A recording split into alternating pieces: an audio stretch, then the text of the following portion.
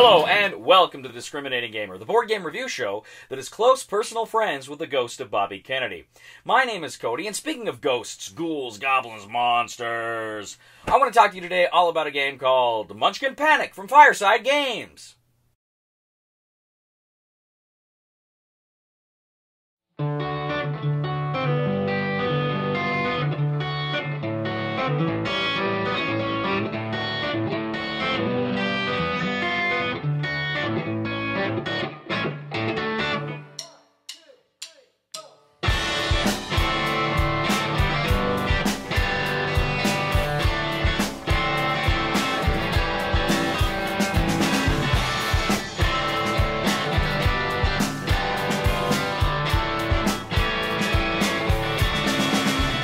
In Munchkin Panic from Fireside Games, up to 6 players are going to be working together to defeat an assault on a castle, but there can only be one winner. Now, essentially, this game is kind of a riff on Fireside Games' Castle Panic and Dead Panic, with the idea of those monsters coming toward the center. The board itself is a series of concentric rings with different ranges, swordsmen, archers, knights, and the monsters are going to be moving toward the castle. The players have to defend the castle by playing cards. Players get a number of castle cards, and these castle cards contain a color, which represents 1/3 of the section of the rings, and then also a range, either swordsman, knight, or archer, where they can attack units. They're also going to have treasure cards, and these treasure cards that they'll get throughout the game as they kill monsters. These treasure cards are going to give them special advantages, things they can do and play to help them out in the game. The monsters themselves are these triangles, and they have 3 sides that have their hit points and how many hits it takes. And when you hit them, you can then move them to the lower number hit point, and they're dead. Then that player can take that monster, put it in its trophy pool, and that's going to be used for scoring purposes at the end of the game. So at the beginning of your turn, you drop to your number of castle cards, depending on the number of players. Second, if you have more than a set number of treasure cards, you can't keep them. You have to give them away. You have to give your treasure cards to the players with the least number of treasure cards, so it kind of evens out, maybe stops the danger of a runaway leader. Then, in the next phase, you're going to play your cards. You are going to lay down cards to try to attack those various monsters charging toward the castle.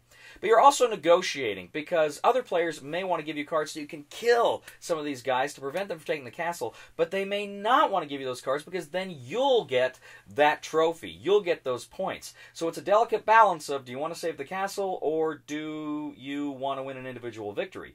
If the castle's destroyed, all the towers in the castle are destroyed, then nobody's going to win. After that round, you add the treasure cards to your hand based on the number of monsters that you have killed. Then there's a phase where you actually move all of the monsters on the board. They all take one step closer to the center, and then finally you add more monsters to the board. Now, if those monsters get to the wall, they're going to crash through the wall. They're going to take some damage, but they're going to get through the wall. Once they're inside the walls, they're going to start moving around and knocking down the towers inside the wall. Now, again, they'll take hit points when they knock down the towers. But once they're inside the wall, it's harder to hurt them, because only certain cards with a certain kind of tower symbol can be used to defeat monsters that have made it inside the wall. The game ends if all of the towers inside the wall are destroyed, in which case the monsters win the game, or the players win if all of the monsters have been drawn from the bag, played, and killed. Then the players win the game, and you add up your trophies, and the player who killed the most points worth of monsters is the winner. This Munchkin Panic is actually a combination of the Munchkin franchise from Steve Jackson Games and, like I said, the Castle Panic engine from Fireside Games. It's an amalgamation of the two. Now, I have to tell you, I played the Munchkin board game a while ago. I didn't play it completely. We were kind of rushed, and it didn't kind of work out too well. I wasn't overly impressed with it, though. I'm generally not too thrilled with funny games, cute games. They generally don't do much for me. Occasionally I like them, but generally silly games, I guess, are not really something I enjoy. I have never played Castle Panic. It's one I always wanted to. It's one I thought looked pretty cool. I had played Dead Panic, which is kind of the zombie version, and it was all right. I liked it. I didn't love it. I felt like there were other games that do that sort of thing, but do it better. Other zombie games that kind of give you a better run for your money, as it were. So I didn't quite know what I would make of Munchkin Panic. Would I like it? Would I not like it? And first of all, there's this delicate balance in the game, because on one hand, you don't want the monsters to win. You want to defeat the monsters. But how you negotiate to try to ensure the monsters are all dead, but you're still going to come out on top, that's very important. And it's a tricky thing. A semi-co-op like that, it's a hard thing to do, balancing the interests of the group against the interest of the one. And I don't know that Munchkin Panic is entirely successful in presenting that balance. I don't think it's horrible in that mechanism by any means. I don't think it's an unworkable mechanism. I just think it seems like in the games we played, it was more important just to defeat the monsters than to go for the individual victory. And so consequently, it almost just devolved into a co-op. And you've got some of the cards you can play against other players. There's kind of a take that aspect to it. But still, you almost felt bad when you're doing that, because you felt, I want to defeat the monsters. That's the priority here. Or no one wins. So I don't know that it really worked. The game itself, it does succeed, as I assume Castle Panic succeeds, in that idea of we've got to stop the hordes coming. We've got to stop them arriving.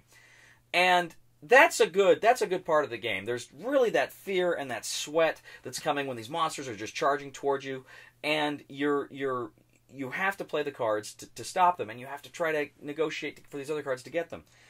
But again, that's where that kind of clunky mechanic of the kind of individual interest kind of conflicts with it a little bit.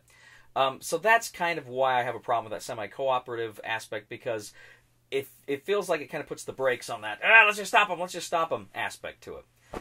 All told, I thought this was a good game. I thought some of the cards that came out, despite the fact that I don't like silly games, I thought they were fun. I like how lawyers and insurance salesmen were monsters. I thought that was kind of clever because, lawyers. Anyway, I enjoyed the game. I didn't love the game.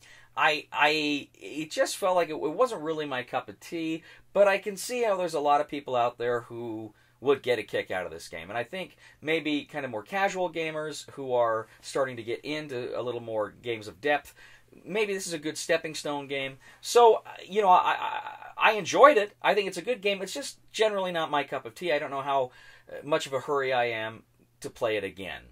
So the recommendation for the discriminating gamer is try it before you buy it. It's a decent game. You may like it. It's just not my cup of tea. Thank you once again for joining us today on The Discriminating Gamer. As always, we ask you to please like us on Facebook and subscribe to us on YouTube. We are The Discriminating Gamer.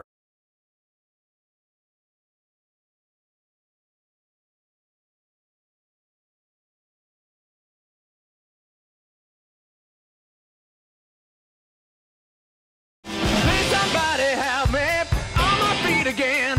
And I don't know where I'm going, and I don't know where I've been. Please somebody help me on the solid ground. It's a long time, and I'll be dying. Once a year I wind up in the band. Is that Zach Man real? I don't know, Washansky. I hope so. I hope so. That's good. Do that again. Do it again.